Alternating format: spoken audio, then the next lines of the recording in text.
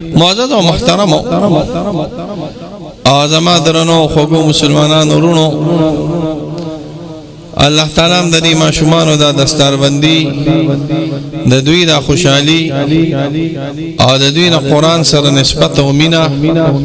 دا د الله تعالی ستاسو د دین او د دنیا د خیر ذریعہ وګرځي.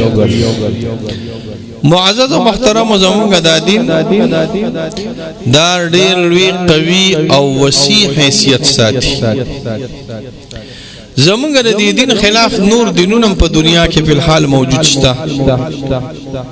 خداوی حیثیت او د هغوی حجم او د هغوی وقت دونه نه دی راغلی لکه څنګه چې زمونږ د دین وقت او حجم او حیثیت راغلی. عیسایان شته دنیا کې، يهوديان شته دنیا کې، هندوان شته دنیا کې. د هغې د دینونو مثال د داسې کور دی چې صرف یو لار ورته راغلی وي، یوه دروازې وي او بله دروازې نه وي، او صرف په یوه دروازه باندې به ځي او راځي، او بله دروازه چې استعمالي یا جوړی د هغه کور کې د هغې ځای نه وي. د دین اسلام او د الله د کتاب مثال دا د یو لوی عظیم الشان محل راغلی، او په عظیم الشان محل کې یوه دروازه نه وي. بنگله چې غټه وي د هغې کې یوه دروازه وي، که دوه درې څلور دروازې وي پکې ډېرې که، او چې قلعه غټه وي نو د بالاحصار قلعه ده، نو د بالاحصار په قلعه کې یو دروازه راغلې ده، که ډېرې ګڼې دروازې دي او دلته به ډېرې غټې غټې بنګلې وي د خلکو. نو که یو سړي د یو غریب سړي 15 مرلې کور وي، نو یو دروازه پکې ځایږي، بله دروازه پکې نه ځایږي، او چې د چا 15 کناله کور وي نو 3 او 4 دروازې وي پکې، او چې صدر حوض وي، وزیر اعظم حوض وي، نو 15 او 6 د بیت الله 120 دروازې راغلي. د الله د کور 6 دروازې دي، لا د دې هم ډېرې راغلي. د مسجد نبوي 5 دروازې راغلي. اوس چې کله ستا د دین حیثیت اعلی دی، د محل نم اعلی دی، او دروازې ډېرې دي، نو په دې دروازو به قسم قسم خلک ولاړ شي. یو دروازه به د مولیانو په لاس کې نه راغلي، بله دروازه به د تبلیغیانو په لاس کې نه راغلي، بله دروازه به د پیرانو صاحبانو په لاس کې نه راغلي، بله دروازه به د مجاهدینو په لاس کې نه راغلي، بله دروازه به د سیاسي قائدینو په لاس کې نه راغلي وي، او خیر د یو دروازه به د عامو خلکو لم پرېږدي، بیا به دوی په کومه باندې ځي راځي جنت. نو دا ټولې دروازې د دین دروازې دي. مولیانو پکې د ټولو نه ښایسته دروازه قبضه کړې ده، الله وله د ټولو نه اعلی دروازه چاله ورکړې ده؟ دا مولیانو له ورکړې. د مولیانو او د عالمانو او د قاریانو دا دروازه په ټولو دروازو کې د دین د ټولو نه اعلی دروازه. بیا پسې بعضې دروازې دي، خو دا مرکزي غټه دروازه ده، د علم دروازه په ټولو دروازو کې د ټولو نه اعلی دروازه ده، چې دا زمونږ د دین لپاره استعمالیږي، یا په ټولو برجونو کې د ټولو نه قوي برج دی چې دا د دین لپاره استعمالي. دې سره سره د دین نورې شعبې دي. عالمانو صاحبانو تاسو به د دین د شعبو سپکې نه کوئ، ګورئ په یو بل کې تاسو مولیان صاحبان به ګورئ د تبلیغیانو بد نه وایي، او د پیرانو صاحبانو د دیوبندي پیرانو بد بم نه وایي، د مجاهدینو بد بم نه وایي. او دا نور چې کوم زمونږ شعبې راغلي دي، که تبلیغیان دي، که پیران صاحبان دي، که مجاهدین دي، که سیاسي خلک دي، دا ټول علم ته محتاج راغلي. ځکه علم د الله د پیغمبر صلی الله علیه وسلم میراث دی، علم د رسول الله صلی الله علیه وسلم نایبیت دی، او زمونږ د مسلمانانو معاشره دا د علم او د علماء نه تاویږي را تاویږي. ستا په معاشره کې چې څو پورې جمعات آبادي، ستا د عقیدې حفاظت پکېږي، څو پورې چې کله ستا مدرسه آبادی، ستا د عقیدې او د دین حفاظت پکېږي. د الله پیغمبر صلی الله علیه وسلم په مسجد نبوي کې ننوت، او مسجد نبوي یوازې جمعات نه وګورئ، مسجد نبوي د هغه زمانې د ټولو نه اعلی ترینه خانقاه راغلې وه، مسجد نبوي د هغه زمانه د ټولو نه اعلی ترین مسکرم راغلی. مسجد نبوي په هغه زمانه کې هم صدر حوس او هم خلافت حوس او هم وزیر اعظم حوس راغلی. دا څه دا ټول شعبې د دین دا د مسجد نبوي سره تعلق ساتي لخرې به د مسجد نبوي نه روانې دي نو دا چونی او مرکز هم راغلي دا الله پیغمبر صلی الله علیه وسلم یو ځل وروت یو دوه ډلې ناشته وي یو د عالمانو ډله وا او قال رسول الله صلی الله علیه وسلم بیان دوی مړه د سفیان او د ذاکرین وا دا الله پیغمبر صلی الله علیه وسلم دوانو ته اشاره کوي کلاهما علی الخير دوانه د خیر دلی دی ګوري دانه چې مولیان وګوره برید تاوي په تبلیغیان او تبلیغیان به برید تاوي په پیرانو پیران به وي چې زه خوځدار شم مولا نه راکو شوی مګوري ښا نه تاسو به برید نه تاوي ټولې د خیر دلی دي خدای الله پیغمبر صلی الله علیه وسلم کې ناس پچا کې د عالمانو او د قاریانو او د حافظانو په ډله کې او د الله پیغمبر صلی الله علیه وسلم فرمای انما بعثت معلما ز الله تعالی استاد او ز الله تعالی عالم او ز الله تعالی مدرس را لګلی دا عالمان دا علماء دا مولیان دا داسې ډله لري چې دوی همیشه د دین لپاره ستاسو د دین لپاره او د شریک د دین لپاره قرباني ورکړي دي ګوره زمونږ په دې وطن باندې څه زمانہ کې پیرنګي راغی او د پیرنګي خلاف زمونږ عالمانو د دیوبند لاترین او غټ جهادونه وکړه د پیرنګي خلاف زمونږ رسوات صاحب جنگ کړی دی دا ځان سریاست ساتي امبیله وته وي سوي جنگ امبیله د پښتون تاریخ مشهور ترین جنگ راغلی دی چې دا د امبیلې پیر بابا ته چي په بونیر باندې نو امبیله وتوي دا د امبیلې په غرونو کې زمونږ مشرانو کړی تاسو د علاقې د ګوان تورنګزو جی شبلا د انګريز خلاف را پاسې د دین جنډې اوچته کړه عالمان قاریان حافظان مجاهدین شیخان وسره شو او لاړو او رسید هغه لکړو ته او یو ډیر عظیم الشان جنگي کړی دی چې غیتا په مومن نامه کې د ناقی جنگ وي نوم ځان سره ساته څه د ناقی جنگ ناقی علاقه د ناقی جنگ شوی زمونږ د علاقې نور لوی عالمان چې غیته مونږ مولا ترتور فقیر صاحب او مولا مستان صاحب او ای پی فقیر صاحب دا ټول د عالمانو د زمونږ ذاتی علماء دیوبند په شاملي په میدان کې د انګريز خلاف جنگیدلی هر مورچه علماء راټینګه کړی دا کله جهاد موقوي نو علماء طلبه پاغي کې نه غلاړي او کله علم موقوي نو طلبه علماء پاغي کې نه غلاړي او بیا چې د 1857 جنگ وشو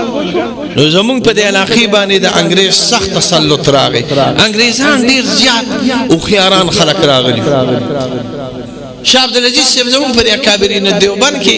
مشرانو کې دیوبند نه جوړ دیوبند دا د شاګانو د کورنۍ نه رستو جوړ شوی دی شاه عبدالعزیز صاحب د دیوبند د جوړېدو نه مخکې وفات شوی دی شاه ولی الله صاحب خداغنه ډیر مخکې وفات شوی چې پلان یې شاه اسحاق صاحب شاه عبدالقادر صاحب شارف یو دین صاحب دا د دیوبند د جوړېدو نه ټول مخکې وفات شوی خو د دوی فکر د عالمانو د دیوبند فکر راغلی او زمونږ فکر د شاګانو د کورنۍ فکر راغلی دی نو د عالمانو د دیوبند او د شاګانو د کورنۍ چې کله شاه عبدالعزیز صاحب جمع دیو او انګريزان را رسیدل لال قلیته او وی کتل نوی د دین او د هندستان تخغستل ګران خبر راغلی د دوکیاران راغلی یو جنگ 1857 وته ویل کیږي دا 1857 جنگ دا د ټول هندستان قومونو د کې پښتون مو بلوچ مو او هندو مو مسلمانو مو سکم پکې نه راغلی خو د غدارانو د وجه نه جنګ بیل زمونږ کابرین پاره کې شهیدان شو حافظ زامن شهید سی وته ویل کیږي دا د امداد الله مهاجر مکی سی خاص غټ خلیفہ راغلی چې د حضرت گنگوهی سی او د حضرت نانوتو سی د قاسم نانوتو سی د مرتبه سره راغلی او د حضرت تانوی سی ډیر زیات بشر راغلی حافظ زامن شهید سی د شاملی په جنگ کې وفات شو بیا د انګريز قبضه زمونږ په وطن باندې سخت شو او ارشي زمونږ د قبضه نه واغستل زما د روان دي تاسو من سپینګری ناشتي زمونږ په دې علاقو کې بس سپینګرو د فارسی یو استاد په دې اسکولونو کې موجود راغلی او زمونږ په دې شتامونو کې به د فارسی لیکل کېدل د فارسی شتامونه ما په خپل باندې لیدلې دي چې زمونږ د دې علاقې جبه عمومي د حکومت جمع سره راغلی او فارسی راغلی مکتبونه راغلی د قران د درس مدرسې راغلی د هندستان مثال د هندستان نه مراد آزاد هندستان چې پاکستان هم پکې شامل راغلی هغه د معیشت یو ډیر لوی د خیر او د برکت کان راغلی د مسلمانانو لپاره انګريز دا ټول لاړل ختم مونږ باندې یو سړی راولېږي نوم ځان سره یاد ساته لارډ میکالي ورته ویل کېږي لارډ میکالي په مونږ باندې یو نظام تعلیم راوسته او د هغې مقصد دا راغلی چې دا مسلمان خو دې په شکل باندې مسلماني خو د سوچ دی د انګریزانو شي ګوري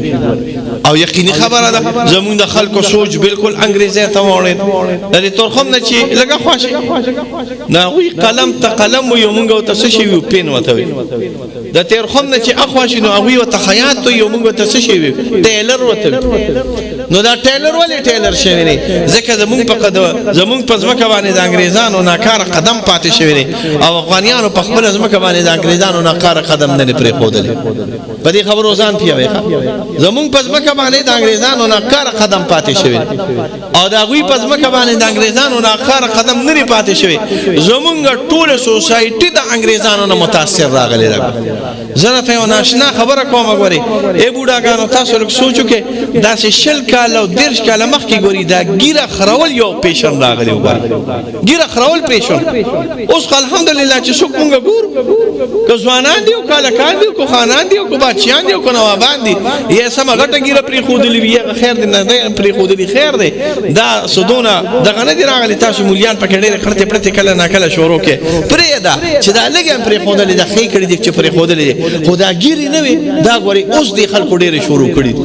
زمونږ تنګي کې یو بوډا محمودی نه د سراج الحق مولوي صاحب د جمعې منځله به راته ورخوا غټه کوله مې والې و مومندو او د اتیا کالو او زه په اتم جومات کې په اووم جومات کې چې هغه به ګیره خریله نو موږ به حیران وو چې دا څنګه ګیره خري دا مخې ټول ناچوړې نو یو ځل زه لاړم ما کتې چې دې څنګه ګیره خري نو دې نه به وله دا ګوته په دې خوله کې نه داسې ور دننه کړه ځکه مخې خو راچوړي وکړه بوډا سړی راغلی و دا ګوته به یې وله داسې په خوله کې ور دننه کړه او پخوا زمانه کې اوس هم په هغه چاړه باندې به ولې ګیره خریله نو بوډاګان به ګیر خیرې به راغلي هر شی ستا نه انګرېز نه متاثره شو یو موږ یو مشر باچا ګل صاحب به وته وي قاضي صاحب د ما نه زیات پیژني دا زمونږ د جمعیت علماء اسلام اولنی ناظم انتخاب په کې پی کې کې یا صوبه سرحد کې بوته وي باچا ګل صاحب او ګل باچا صاحب راغلي سید ګل باچا صاحب دا زمونږ د جمعیت علماء اسلام اولنی جنرال سیکریټری امیر تر شوی هغه به کله ناکله وی دوا به کوله داسې مولیان کله ناکله دعا کوي خو هغې کې څه چل وي وی دوا کې چې انګریزانو ته الله خیر پېښ کړي د انګریزان الله خوشحاله کړي نو د مولیان طالبان به ولراله دامیان به ته یو استاد نه پتا څه چل شوی دی ته چې دوا کې چې انګریزان الله خوشحاله کړي وی شکر وباسه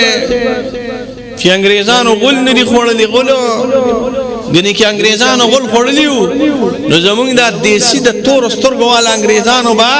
یو د شنو سترګو والا انګریز یو د تور سترګو والا انګریز نو د دې تور سترګو والا انګریزانو به ته هر سهار پلیټ ډکاو او یو چمچه دوه چمچه به خوړل چې دې کې وټامین سي ده او دې کې کیلشیم دی او دا انګریز کاکا خوړلی دی او دا مې پلار خوړلی دی دا مې مشر خوړلی شکر دی چې غولي نه دي خوړلي انګریزانو ګنې دې قوم به غولم خوړلی دا یاد ساته خبرکې ایمان مګور دا چې کوم یو کار دی چې هغه انګریز زمونږ په دې وطن باندې کړی دی مونږه پرېښودې نه دي مونږ نه دی کړی هر کار دا خو دی الله تعالی اوس د عالمانو له خیر ورکړي مدرسې ډېرې شو قاضي صاحب تبلیغیان ډېر شو علما قاریان حافظان ډېر شو دا خو یو تحریک چې را روان دی یو خاموش انقلاب را روان دی یو داسې خاموش انقلاب را روان دی په دې ټولې دنیا کې چې دی نه کوتک وغوښتو او نه ټوپک وغوښتو او هیڅ عمله اورې پکې ونه شوې خو زما دا تجزیه راغلې ده چې انشاءالله تجزیه روانې دي چې د فرانس نصف آبادي به انشاءالله 15-10 کاله پس دا ټول د مسلمانانو انشاءالله راغلي نیم یورپ په انشاءالله مسلمانی دا د دې علماء برکت هر ځای ته چې لاړ شي د یورپ د امریکای د انګلند هغه کې به تاسو د علماء دیوبند یو مدرسه ملاويږي هغه کې به تاسو د علماء دیوبند یو جماعت ملاويږي هغه کې به تاسو د علماء دیوبند یو ملاسم ملاويږي هغه کې به تاسو د علماء دیوبند یو طالب ملاويږي هغه کې به تاسو د علماء دیوبند یو قاری او حافظ ملاويږي او یو پټ انقلاب دی ګوري او پیګي د انګریزان په دی باندې د ظالم زامن دا خو ډېر د کافر زامن دي کنه ګوري پیږي په دې باندې چې کار نه روان دی نو په دې باندې چې کله قاضي شه پیږي کنه نو کوم شي چې ولا نقصان ور کوي ناغه ټارګټ کړي دی ګوري انګريز لا او امریکای له یورپ له کوم شي نقصان ور کوي تاسو ته پته را دا پټکی والا مولا والا نقصان ور کوي ګوري پاکستان کې دا نه وي چې چرته پاکستان کې دا نه دی ویلي اوسه پوري چې چرته کالج بند کې ویلي دی ویلي پاکستان کې دام نه ویلي چې یونیورسيټي بند کړي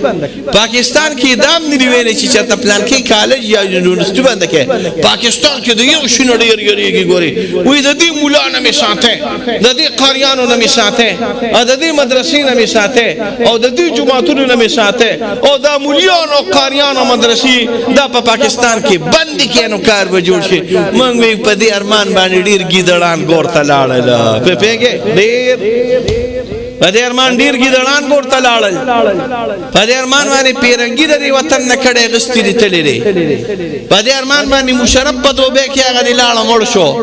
په دې ارمان باندې به تورستر ډیر انګريزان مړ شي چې په پاکستان کې مولا قاری حافظ دین کلمه جماعت مرکز داخته کې خو یاد ساته دا د الله دین دی او دا به ان شاء الله رو نور مچتيږي ان شاء الله ځکه نه کله د غپو وېما چې لاري دا ګړو چيني او اورو او الوګانو کچالانم دونه زیات کی په دې ملک لکه دا قاریان او مليان چې زیات شوی دي ګوري ها چې دغه چته کانی چته نوې قاری شپ دي چې کانی چته وی مولوی شپ دي او چې کانی چته نوې مفتی شپ راغلي دي شکر دې لاري نورم زیات کی ګوري مونږ چې په خوا قاضي شپ په دې گاډو کې بتلو نو دا کلندران ډیر زیات قرآن خلکی دوی مونږ ته سوپی کې نو سوپی پاسو سوپیا خواشو سوپی دې خواشا الکه تاسو ته می سوفي کن بیا تبلیغیان حضرات رال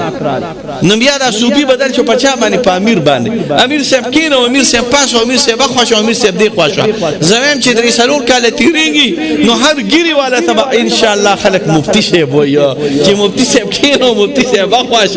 دا ډیریږي ان شاء الله ها د اسلام مثال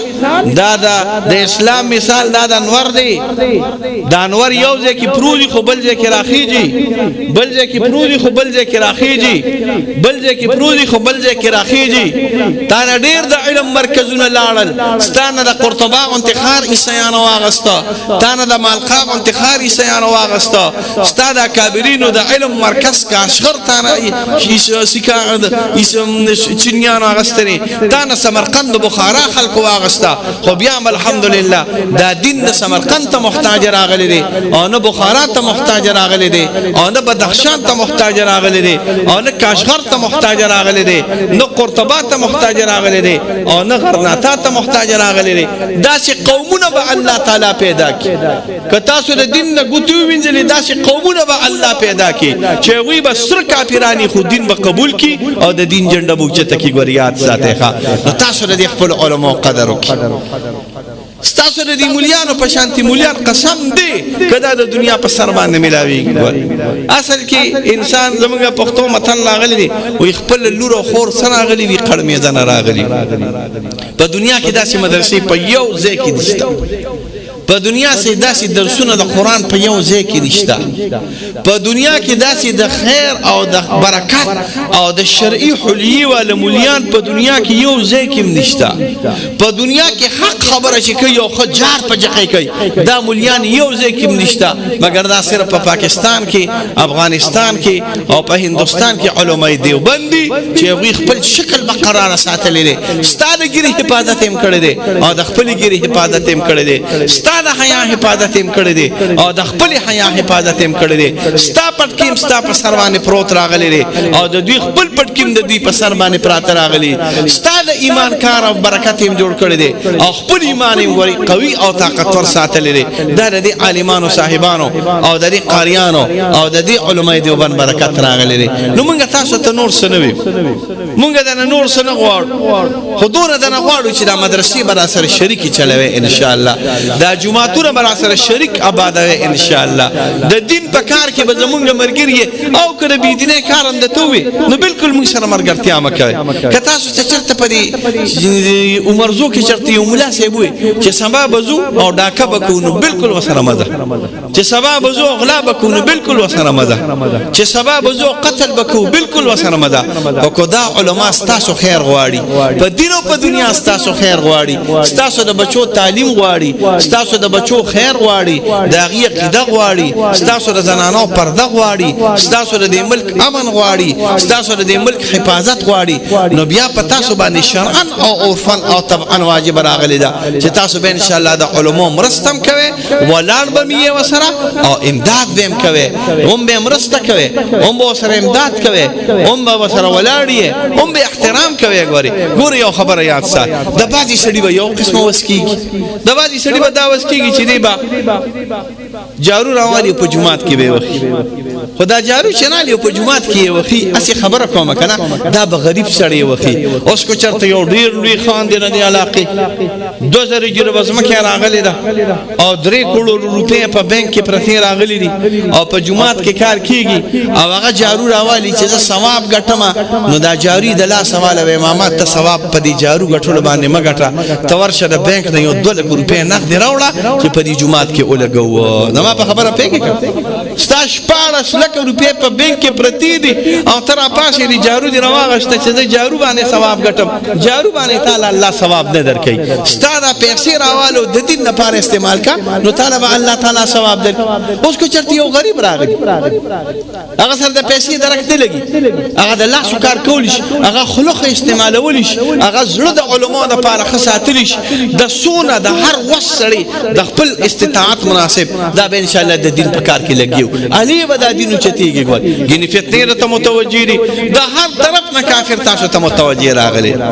الکفر ملت واحده کفر یو ډله راغلی ده عیسایي تاسو چېرته اورېدلی دي چې د عیسایانو او د هندوانو په منځ کې جنګ شوی دی وایي خبرې کوئ که داسې مو اورېدلي دي چې د عیسایانو او د هندوانو منځ کې جنګ شوی دی نه داسې مو اورېدلي دي چې د هندوانو او د چینیانو منځ کې چېرته جنګ شوی دی نه داسې چې اورېدلي چې امریکې حمله کړې ده په چا باندې په هندوانو باندې نه ده کړې ټول تا ته یو ځای دي ګورې ټول تا ته دشمنان راغلي دي ټول ستا د مدرسې او ستا د دین او ستا د قوم او ستا د خوري دشمنان دي نو په خپل منځ کې به اتفاق پیدا کوي ګورې قطعا ګورې توڼ پیدا نه کې زما د تبلیغیانو دا 2-3 الفاظ ډېر خوښ دي یو خو مې دا جوړ او توړ خوښ دی جوړ توړ مې نه دی خوښ او جوړ یو مې دا تقاضا خوښه ده تقاضا دا تقاضا ګورې قاضي صاحب ډېر ښکلي الفاظ رښتي دي ښه زه درته یو ناشنا خبرې کوم او ته به پې پوهېږې را سره ځکه چې ته مې ملګری زما یو اشنا کفایت پې ورته وي یاد دي شي مونږ تلي کرک ته او د زرګري شیخ الحدیث او زما په خیال د عزیز الدین د عزیز الدین نو د پلار راغلی په زرګري یا کوي کې شیخ الحدیث مونږ لاړو شپه منته وه هلته هم چې شپه راغلې وه نو مونږ خو طالبان نو ډوډۍ چې مو خوړه نو پسه پسه م شروع کړو نو چې پسه پسه م شروع کړو نو یو بل ته ویو یو بل ته داسې وي چې بار ته ځو او دس ماتو د هغوی دا الفاظ نه دي د دې بنوالو او د دې کرک او د دې خلکو دا الفاظ نه دي سمه پښتو وي بیا مونږ سره وکړه نو مونږ ورته یو بل ته مې بار ته ځو نو وي ځای که نه دغه غټ لاره ده بار ته ځای که نه چا نیولي مقصد مونږ په بار نه پوهېدو مونږ ورته وایي یاره داسې چل دی چې اودس ماته ونه وي اودس یې تاسو اوسه پورې ما څه مقصد دی اودس یې ماته کړه چا نیولي یې ماته کړه که نه بیا مو ته ووایي د تبلیغیانو مناسب چې مونږ تقاضې له ځو نو هلته هم تبلیغیانو دا تقاضه مشهوره کړې وه نو یو بوډا پکې پاسېد دې خبرې ته سوچ کوئ داسې ماشومان و مونږ داسې ناست وو او خوا ماشومان تاوېدل او یې راشئ که نه ماشومانو د مولیان غین واو لام واو پښتو کې چې ورته څه وایي دا مولیان د غلظ یا اوس هم پې پوه نه شوې دا مولیان وي دا مولیان وي غلو غرق او پرک نشي مونږ نه کېناستي شو نه پاسېدي شو مونږ به څه پاسو چې اوس تاسو ته زه ده ووایم چې تاسو دې له ځای نو تاسو به نه کېنئ نه به پاسئ حق دق حیران کېناستو چې دا پکې له څه چلو شو صفا پښتو یې ورته وویله وایي راشئ د مولیان دې له ځي نو یو ښکلي لفظ دې تبلیغیانو وله راوویسته څه تقاضا خو او یو زما دا جوړ خوښ دی دا جوړ مې هسې په دې زړه باندې ول نو تاسو به مولیانو څه کوئ جوړ به ساتئ توړ به نه ساتئ نه د عوامو سره ګورئ د ټول کفر مقصد دا چې د دې عوام او تاسو په منځ کې څه پیدا شي توړ تاسو به توړ تاسو احوال به داسې نه پیدا کوي داسې الفاظ به د معاشره کې نه استعمالوي چې تاسو نه د خلکو نفرت راشي داسې کردار به په دې محلو کې او جماعتونو کې نه کوي چې د دې قوم په منځ کې جګړې راشي